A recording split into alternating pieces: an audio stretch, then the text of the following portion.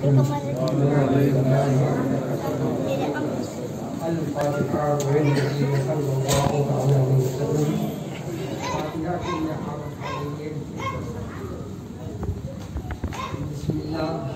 साथ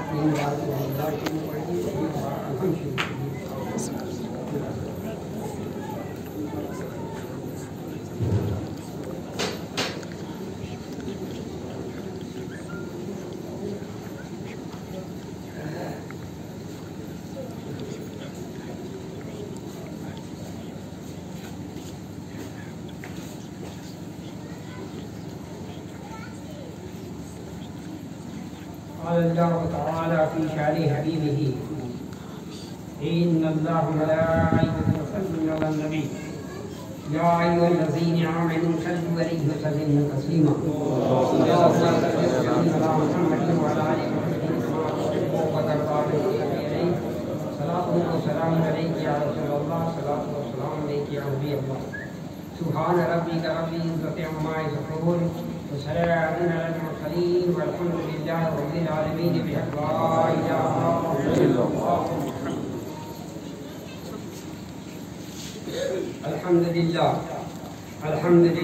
नहमदुहु व नस्तईनुहु व नस्तग़फिरुहु व नु'मिनु बिही व नतवक्कलु अलैहि नऊज़ु बिल्लाहि मिन शुरूरि अंफुसिना व मिन सय्यिआति अअमालिना मन यहदिहिल्लाहु फला मुदिल्ल लहु व मन युद्लिल्हु फला हादिय लहु नशहदु अन ला इलाहा इल्लल्लाह वहदहु ला शरीका लहु व नशहदु अन्ना मुहम्मदन अब्दुहु व रसूलुहु अम्मा बाद अऊज़ु बिल्लाहि मिनश शैतानिर रजीम बिबरकति बिस्मिल्लाहिर रहमानिर रहीम या अय्युहल्लज़ीना आमनू तक़ुल्लाहा व कूनू मअस-सादिक़ीन सदक़ल्लाहुल अलीयुल अज़ीम कलम दावा से दरूद पाक अल्लाहुम्मा सल्लि अला सय्यिदिना सय्यिदना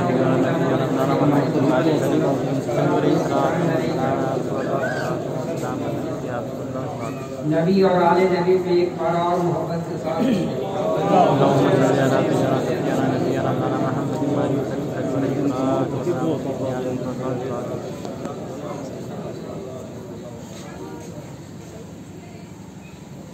आज की ये मुक़द्दस नशिस्त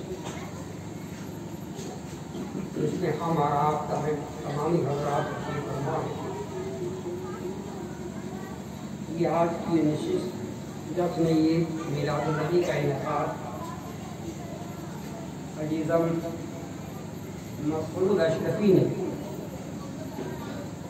अचानक रात उन्होंने मुझे बताया कि कल एक मिलाद शरीफ का प्रोग्राम रख दिया गया। बड़ी खुशी हुई। जिंदगी तो इसी के दरमियान में गुजरी है और इसी में गुजर जाए तो और इस तरह करके क्या होता है। जिनके लिए आया था उनका जिक्र करते करते ही अगर वक्त गुजर जाए तो क्या बचा है। हम जितना देर दुनिया की गुफ्तगू करेंगे उससे तो बेहतर है कि ऐसी महफिल में बैठ करके कम से कम जिक्र मुस्तफ़ा तो सुनेंगे, जिक्र मुस्तफ़ा तो करेंगे। अब अजीज़म कैसर सल्लल्लाहु ने भी बड़ी मुतरन्निम आवाज़ में मलकवत के इशार भी पढ़े, हज़रत शफी याद है हमारे इशार भी पढ़े। जाहिर है कि ये ऐसी मुक़द्दस इबादत है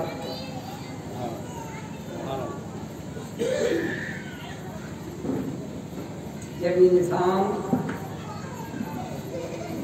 अपने माबूद हकीकी के मोहब्बत से अलग होता है,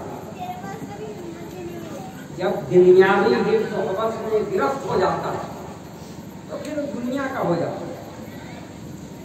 और जिस पे दुनिया गालिब हुई, जो दुनिया का हुआ तालिब, दुनिया के बारे में आका अलैहिस्सलाम फरमाते हैं तो वो मरकूज हो गया, गुमराह हो गया, कितना गर हो गया। मगर वही शख्स अगर जिक्र मुस्तफ़ा में बैठता है तो थोड़ी देर के लिए अगर तवज्जो दे दे तो मेरी आका का उसको फैज़ान हो जाता है। तो थोड़ी देर की महफिल में ये दुनिया भी अच्छी और वो दुनिया भी अच्छी। और जब ऐसी अच्छी दुनिया मिल जाए तो जाहिर है कि अगर ये दुनिया भी फिर अपने लोग भी अच्छे। इसलिए बड़ी अच्छी महफिल का इनकार हुआ, बड़ा अच्छा सोच था अजीजम का। मैंने कहा अल्लाह ताला शायद ऐसा भी उनके जहन में आया होगा कि कल जो कैफियतें इस तरह भी थी, ऐसा एहसास था कि शायद अब हम लोगों के दरमियान से ये रुखसत होने वाले हैं। और इस पर मुझको भी थोड़ा सा एतमाद हो गया था, मगर मेरे रब ने मुझे फजल फरमाया और आप लोगों ने जो दुआ फरमाई उस दुआ की मकबूलियत बारगाहे रब्बुल इज्जत में हो। मेरे रब ने फिर मुझको आपके दरमियान रखा कि चलो, यही वजह है कि आज की इस नशिस्त में आपके मैं रूबरू हूँ और अल्लाह ताला का एहसान अजीम है, शुक्रगुजार हूँ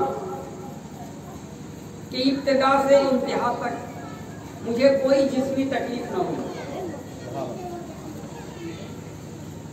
और उम्मीद है कि इसी खुशी के साथ, क्योंकि एक तो है कि इंसान जब चला जाता है तो चला नहीं जाता है, ये हमारा सोच है, ये सोच है। बहुत करीब से बताना चाहता हूँ, इस दुनिया में आओ तो अगर हजरत आदम अलैहिस्सलाम से मिलना चाहो तो उनसे मुलाकात हो जाए, उनकी ज़ियारत जो शरीफ सारे इंसानों के पास हजरत आदम, उनसे आप मिलना चाहो, हजरत ईसा रूहुल्लाह से मिलना चाहो। और फिर आका अलैहिस्सलाम की तो हम उम्मत हैं, तो उम्मत के लिए तो खास पैगंबर होते हैं, तो फिर उनका फैज़ तो और भी ज्यादा है। हाँ, मगर मैं जिस दुनिया की बात करता हूँ उस दुनिया में आओ तो आपको समझ में आ जाएगा कि उस दुनिया में कैसी कैसी नेमतें अता होती हैं जिसका इंसान खुद अंदाजा नहीं कर सकता। इंसान इंसान है मगर ऐसा वैसा इंसान नहीं, ऐसा वैसा इंसान नहीं। अब बताओ, उसकी जात वादउल्ला शरीक है, उसकी जात में कोई शरीक नहीं, मगर उसे अपने बंदे की मोहब्बत याद आ। बताओ, उस रब्बे कायनात को हमारी मोहब्बत याद आ तो हमारी तख्लीक की, हजरत आदम की तख्लीक की, और फिर आदम की तख्लीक की तो ऐसे तख्लीक नहीं, आदम की जैसे तख्लीक हुई तो अल्लाह ताला ने फरिश्तों को हुक्म दिया सजदा कर दो। बताओ, जो बशर को वो नूरी फरिश्ता सजदा करे, वो जात इंसान क्या है, वो इंसान है, वो बशर की जात। फिर हम सजदे को न समझे, हम अपने आप को न समझे, ये कसूर मेरा है या हमारे मुआशरे की है या हमारे रहनुमा की है या मुक्तदा की है या इमाम की है या पेशवा की है, उन्होंने वो तालीम ऐसी नहीं दी। ये फजल रहा इस बयाबान में भी हुजूर अशरफुल औलिया अलैहि रहमतुर रिज़वान की आमद, मेरे पीर व मुर्शिद अलैहि रहमतुर रिज़वान की आमद हुई और आपका फैज इस तरह से जारी हुआ, इस तरह से जारी हुआ। मैं बता क्या सकता हूँ, आपको देख रहे हैं, ये हज़रत अशरफुल औलिया अलैहि रहमतुर रिज़वान की निगाहे करम का समरा है, जो आज देखिए कहाँ कहाँ से मेरी मोहब्बत में लोग चले आए। ये मोहब्बत ही तो है, किसी को दावत मिलती है तो लोग वहां पहुंच नहीं पाते, बहुत सारे वजूहात को कायम करते हैं, ये हो गया ये हो गया। और मेरी तबीयत खराब हुई, जहां तक पैगाम लोगों को पहुंचा, अहले मोहब्बत वहीं से चल पड़े, इतने करीब आ गए, इतने करीब आ गए। अब देखो जैसे कोई समस्तीपुर से लोग आ गए, कोई बलिया से आ गए, तो अब एक मुआफकत हो गई, मोहब्बत का सिलसिला लगा। गोया इस सरजमीन शंभुपति ने एक ऐसा मोहब्बत का रिश्ता कायम किया कि रहने वाला कहीं का है, मोहब्बत यहाँ से करता है। सुभान अल्लाह, सुभान अल्लाह। अगर आपकी जात भी इतनी मुतबर हो जाए तो जमाना आपसे मोहब्बत करेगा। हजूर अशरफुल औलिया जब पहली दफा आए, पहली दफा भी आए, उसके बाद सन 1985 में महुआ की सरजमी पे एक दयारे हबीब कॉन्फ्रेंस मुनक्किद हुई, जो हजूर अशरफुल औलिया की सदारत में वो कॉन्फ्रेंस। इसका हाल अच्छी तरह से जनाब अलहाज मोहम्मद फिदा हुसैन अभी हयात में है अशरफी, वो इस जलसे में बड़े पेशो पेश रहे। वो इख्तलाफी जलसा था, इतना इख्तलाफी जलसा था, आप इससे अंदाजा कर सकते थे कि फिदा भाई अशरफी से कोई कभी भी पूछ सकता है। अहले महुआ नहीं चाहते थे कि वो जलसा हो, इसलिए कि कोई जिनको जानता ही नहीं है वो जलसा करा रहा है। 2 रोजा कॉन्फ्रेंस, हिंदुस्तान की वो मुतबर शख्सियतें आ रही हैं, अहले महुआ भी ताज्जुब में थे। मीटिंग हुई, उस मीटिंग में मैं नहीं गया, कुछ वजूहात था। वजूहात ये थी कि अहले महुआ चाहते थे कि वो रकम मुझको दे दिया जाए। मैं सोचता था कि अगर मैं उन लोगों को रकम दे दूं तो फिर जो जिनको मैंने दावत दी है उनको नजराना अगर नहीं मिलेगा तो मैं क्या करूंगा, मैं कुछ पाऊंगा। तो अहले महुआ खफा हो उसे कोई बात नहीं। अब उसमें जैसे रफ्फू राय भी अभी हयात में है, वो भी बड़े पेश रहे। महुआ के जमींदार बैद्यनाथ राय, वो भी बड़ी पेश रहे। उन लोगों की बहुत मोहब्बत साथ आई। कहा कि सूफी साहब आप कराओ, जो कुछ होगा हम खर्च करेंगे, जो लोग आवेंगे हम संभाल लेंगे, आप संभाल। उन लोगों की हमायत से, उन लोगों की हमायत से वो जलसा महुआ में हुआ। मगर जानते हैं खाना कहाँ बना? चक्का निजाम। खाना खिलाया कहाँ गया? वो एक खलील डॉक्टर थे, उनके यहाँ। खाना बना कहाँ, खिलाया कहाँ गया? मैंने जलसे के करीब में। उस जलसे में जब हजूर अशरफुल औलिया यहाँ तशरीफ लाए, मगरिब के बाद यहाँ से हम लोग गए, तो डॉक्टर मुस्तकीम थे, उनके बड़े भाई डॉक्टर मोहसिन थे, उनके बड़े भाई हासिम साहब। तो डॉक्टर मुस्तकीम साहब से मोहब्बत थी, उनकी डिस्पेंसरी में बैठते थे। तो हजरत का क़याम वही हुआ, मुस्तकीम साहब। नाश्ते का दौर चला। डॉक्टर मुस्तकीम साहब ने अपने भांजे को ला करके हजरत के रूबरू खड़ा कर दिया। खड़ा इसलिए कर दिया कि हुजूर मेरा भांजा है, ये कान से सुनता ही नहीं, कान से सुनता नहीं है, आप दुआ फरमा दीजिए, कोई तरकीब कर दीजिए या कोई दवा बता दीजिए। जब डॉक्टर मुस्तकीम साहब ने इल्तिजा पेश की तो मैंने देखा कि हुजूर अशरफुल औलिया अलैहि रहमा की आंखें बंद हुई। आंखें खुली तो कहा डॉक्टर साहब आपका भांजा ऐसी ही रहेगा, न कोई दुआ काम करेगी न कोई दवा काम करेगी, आपका भांजा ऐसी ही रहेगा। तो डॉक्टर मुस्तकीम साहब महुआ वाले बड़े बोलने वाले थे, तो उन्होंने हजरत से कहा कि हुजूर आप तो आले रसूल, नाइबे रसूल हैं, मखदूम अशरफ जहांगीर के चहीते हैं, मुझको उम्मीद है कि आप दुआ फरमा देंगे। सिर्फ दुआ फरमा दें, एक निगाह सिर्फ आप डाल दें तो मेरा भांजा सुन जाए।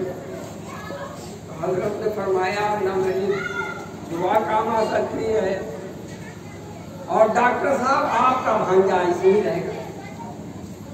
तो डॉक्टर मुस्तकीम साहब ने, क्योंकि मैं रूबरू हूँ, डॉक्टर मुस्तकीम साहब ने कहा कि हजरत आखिर क्या वजह है कि न दुआ आपकी काम करे न दवा काम करे।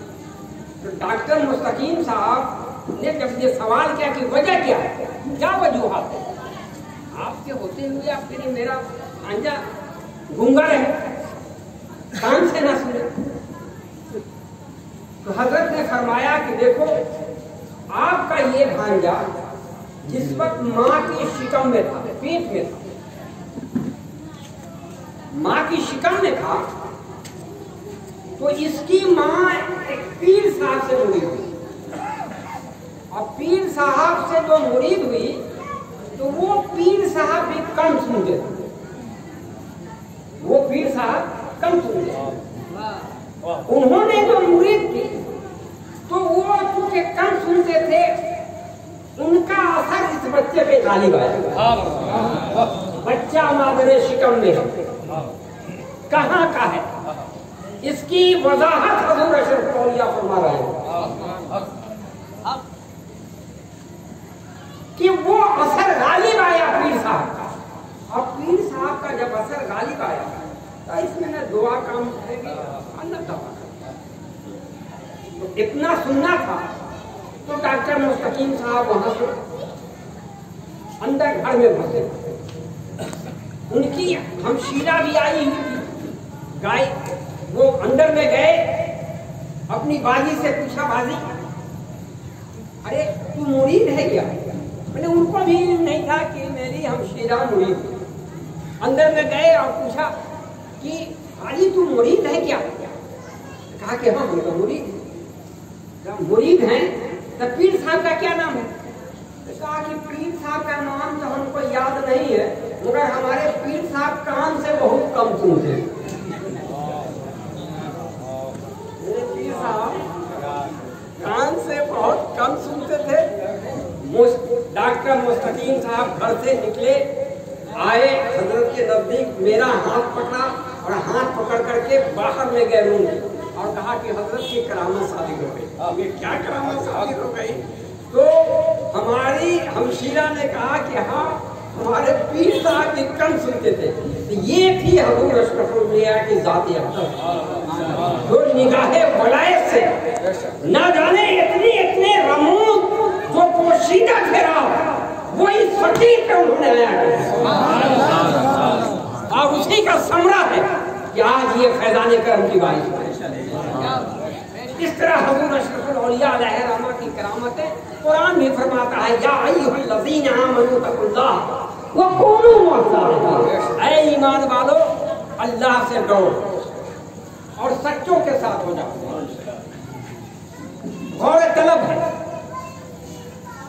हमारी हिदायत के लिए, हमारी रहनुमाई के लिए कुरान मुक़द्दस अल्लाह ताला की किताब मौजूद है। अहले इल्म, अरबाब इश्क, अरबाब तसव्वुफ, कुरान से बढ़ करके कोई मुक़द्दस किताब नहीं हो सकती है।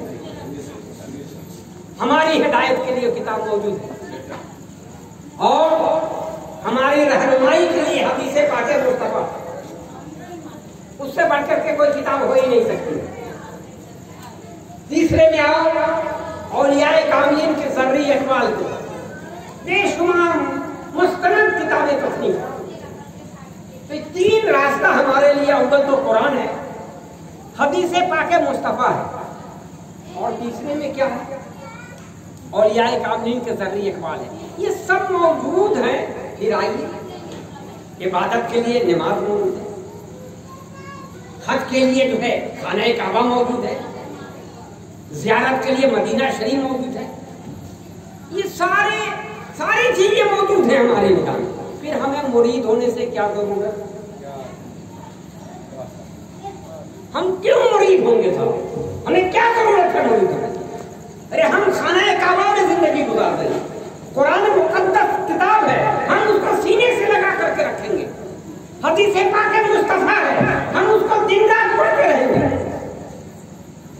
हमें क्या जरूरत है मुरीद?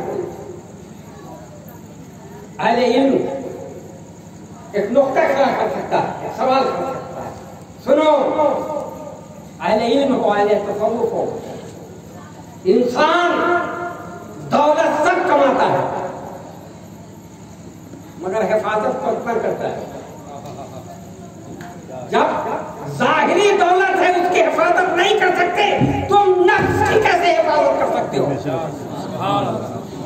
तुम्हारा जालिम नफ्स हर वक्त तुम्हारे साथ लगा है, ये अंबारा नफ्स हमेशा तुम्हारे साथ है। तुम नफ्स को कैसे मुतमईन कर सकते हो? पढ़ो कुरान, जाओ हज करने के लिए। मैंने खाना काबा का भी हाल देखा है। तो जब खाना काबा में जाकर के नफ्स मुतमईन न हो सका, सर्वा सदूम मस्जिद में होकर के भी नफ्स मुतमईन नहीं हो सका, सारे इबादत करने के बाद भी नफ्स मुतमईन नहीं हो सका, पता चला कि जब एक वली से रिश्ता हो गया तो नफ्स मुतमईन हो गया, नफ्स मुतमईन हो गया। इसलिए इस रास्ते में वही कामयाब हुआ जो किसी के ताबे हो गया, जो किसी के ताबे हो गया। यहाँ भी कामयाब, और कामयाब का वो बताते खुद नहीं, वो खुद बनाते खुद उसकी कामयाबी क्या, वो दूसरों के भी निगाह डाल दी तो वो भी कामयाब हो गया। जानवर में भी निगाह डाल दी तो वो भी कामयाब हो गया।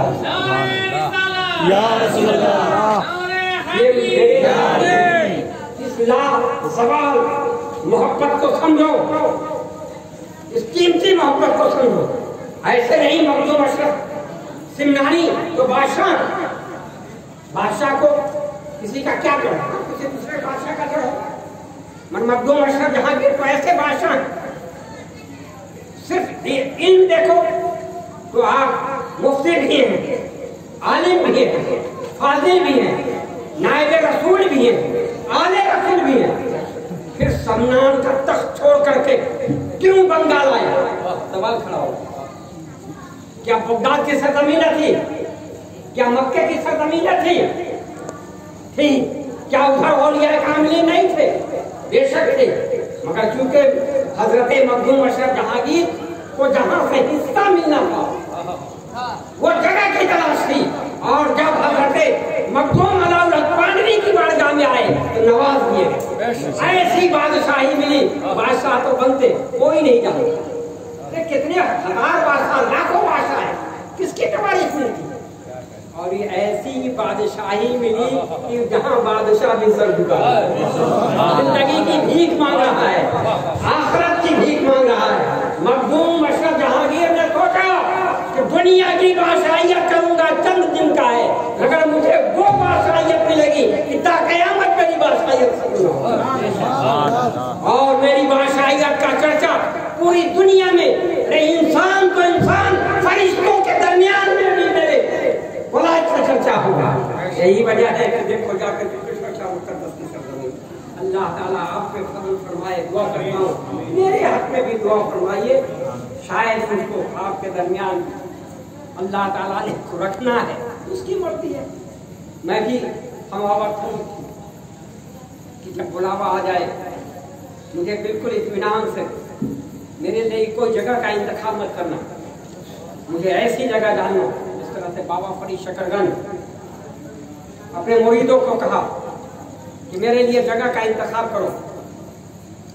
मुरीद तलाश करने लगे, ये जगह वो जगह, कहा नहीं ये जगह नहीं, वो जगह नहीं, वो जगह नहीं।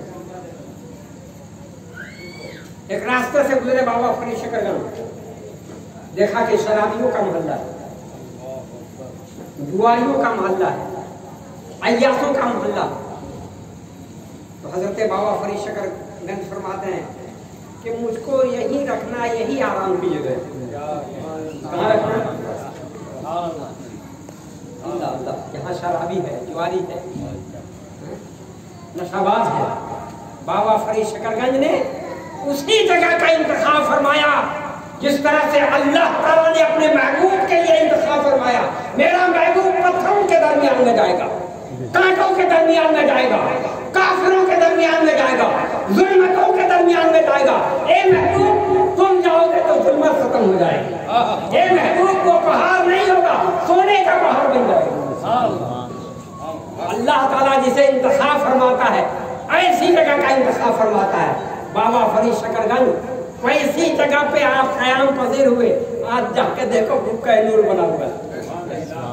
शराबी भी, अरे जो अपनों को नवाजता है कौन कमाल की बात है, जो अच्छों को नवाजता है ये कौन कमाल की बात है। कमाल तो ये है जो बुरों को नवाज दे, बुरों को नवाज दे। कमाल जिंदगी ये है जो बुरों को नवाज दे। तुम्हारे हुस्न का अपना ये करिश्मा देखा, देखते देखते तकदीर बदल जाती है, देखते देखते तकदीर बदल जाती है। मेरे अजीज, मेरी कभी भी ख्वाहिश नहीं थी, मगर अब आपकी ख्वाहिश है, अब मेरी ख्वाहिश है नहीं मगर आपकी ख्वाहिश है, तो मैं उसको क्या कर सकता हूँ, कुछ कर सकता हूँ। इसलिए चलो सब जाएगा। अरे जहाँ सब रहेंगे हम भी सोचते हैं उसी के युग में रहेंगे। क्यों आप लोग को छोड़ करके मैं आगे और जाने लगा। यहाँ हमारे बस्ती के तमाम लोग रहे, मैं भी चाहता हूँ कि दरमियान में रहने के। अब ये मेरे सोच की बात है मेरी अजीज। चलो अल्लाह ताला फजल फरमाए और हजूर अशरफुल औलिया का फैजान तो जारी है, आप लोगों को भी अल्लाह ताला उनका फैज आप लोगों के सरों पे अता फरमाए, उनकी मोहब्बत आपके दिलों में। आइए हमारा खैर के सलाम